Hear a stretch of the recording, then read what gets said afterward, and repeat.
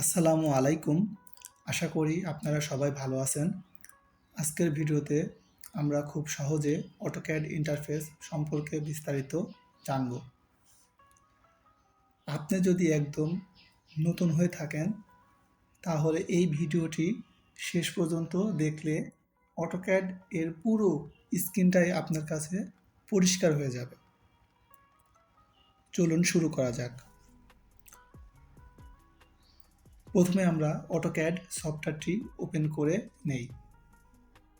Open করার জন্য AutoCAD আইকনটির উপর ডাবল ক্লিক করুন। দেখুন অটোক্যাড সফটওয়্যারটি ওপেন হচ্ছে।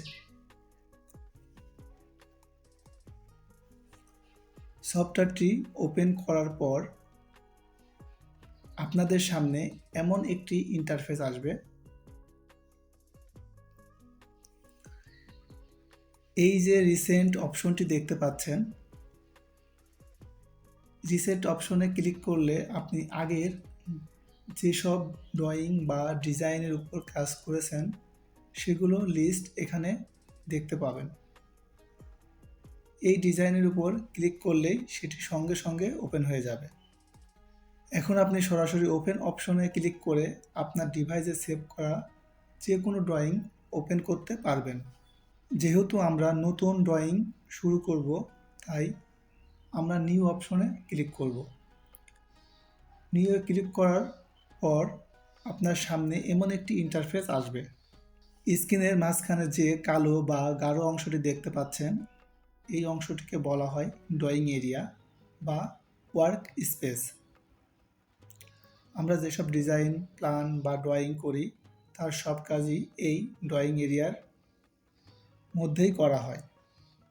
এই যে প্লাস চিহ্নের মতো যে অংশটি আপনি মাউস দিয়ে নাড়াচাড়া করছেন, এটিকে বলা হয় কার্সার।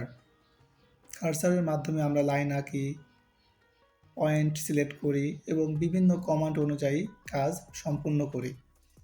এখন নিচের দিকে যে এক্স এবং ওয়াই অক্ষ দেখতে পাচ্ছেন, এটিকে বলা হয় ইউসিএস আইকন, অর্থাৎ ইউজার কোঅর্ডিনেট সিস্টেম আইকন। এটি আমাদের ড্রয়িংয়ের দিক নির্দেশনা বুঝতে সাহায্য করে। এর মাধ্যমে আমরা বুঝতে পারি কোন দিকটি এক্স অ্যাক্সিস এবং কোন দিকটি ওয়াই অ্যাক্সিস। এখন নিচের দিকে যে লম্বা বক্সটি দেখতে পাচ্ছেন, এটিকে বলা হয় কমান্ড লাইন। এখানেই আমরা অটোক্যাডের বিভিন্ন কমান্ড লিখে কাজ করি, যেমন লাইন, সার্কেল, অফসেট, ট্রিম ইত্যাদি। অটোক্যাড সবসময় কমান্ড লাইনের মাধ্যমে আমাদের সাথে যোগাযোগ করে এবং পরবর্তী ধাপে কি করতে হবে সেটিও এখানে দেখা যায়। কমান্ড লাইনের নিচে যে অংশটি দেখতে পাচ্ছেন, এটিকে বলা হয় অ্যাপ্লিকেশন স্ট্যাটাস বার। এখানে গ্রিড, অর্থোমোড, অবজেক্ট স্যানআপ, পোলার ট্র্যাকিং, ডাইনামিক ইনপুট এর মতো গুরুত্বপূর্ণ সেটিং থাকে। ড্রয়িং করার সময় এগুলো অন অফ করা খুবই গুরুত্বপূর্ণ। এখন ডান পাশের দিকে যে টুলটি দেখতে পাচ্ছেন, এই অংশটিকে বলা হয় ন্যাভিগেশন বার। ন্যাভিগেশন বারের উপর যে কিউব আকৃতির অংশটি দেখতে পাচ্ছেন, এটিকে বলা হয় ভিউ কিউব। ভিউ কিউব ব্যবহার করে আমরা খুব সহজেই ড্রয়িংয়ের top, bottom, left, right, front এবং আইসোমেট্রিক ভিউ করে দেখতে পারি। এটি বিশেষ করে 3D কাজের ক্ষেত্রে অনেক বেশি গুরুত্বপূর্ণ। এখন স্ক্রিনের উপরে যে বড় বক্স আকারে টুলগুলো আছে, এটিকে বলা হয় রিবন। এই রিবনের ভিতরে বিভিন্ন ট্যাব থাকে, যেমন ইনসার্ট, হোম, অ্যানোটেটেড, ভিউ ইত্যাদি। এই ট্যাবগুলোর ভিতরে ড্রয়িং, মডিফি, অ্যানোটেশন, লেয়ার সংক্রান্ত সব টুল সাজানো থাকে। একদম উপরের বাম পাশে যে চিহ্ন দেখতে পাচ্ছেন, এটিকে বলা হয় ড্রয়িং অটোক্যাড অ্যাপ্লিকেশন বাটন। এখান থেকে আমরা new, open, save, save as, print এবং অটোক্যাড অপশনে যেতে পারি। অ্যাপ্লিকেশন বাটনের পাশেই যে ছোট আইকন এর টুলবারটি রয়েছে, এটিকে বলা হয় quick access toolbar.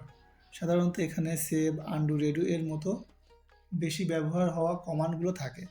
AutoCAD access টুলবারের পাশেই অটোক্যাড ভার্সনটি দেখতে পাবেন, যে আপনি কত ভার্সন ব্যবহার করছেন।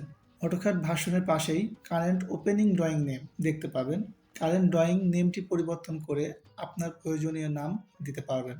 রিবনের ঠিক নিচে বা মডেল স্পেসের উপরে যে ছোট অপশনটি দেখতে পাচ্ছেন এটিকে বলা হয় ভিউপোর্ট কন্ট্রোল। এর মাধ্যমে আমরা ওয়ারফ্রেম, শ্যাডেড, কনসেপচুয়াল এই ধরনের ভিউ স্টাইল পরিবর্তন করতে পারি। এই ছিল অটোক্যাড সফটওয়্যারের বেসিক ইন্টারফেস এক্সপ্লেনেশন। পরবর্তী ভিডিওগুলোতে আমরা দেখব অটোক্যাডের একটি প্ল্যান অঙ্কন করতে বা ড্রয়িং করতে যে সকল সেটআপ ও সেটিং করতে হয় বা জানতে হয় তা দেখব। ভিডিওটি ভালো লাগলে অবশ্যই লাইক দিবেন, নতুন হলে সাবস্ক্রাইব করে স্কিল আপ টেকনোলজি চ্যানেলের সাথে থাকবেন। সবাইকে ধন্যবাদ।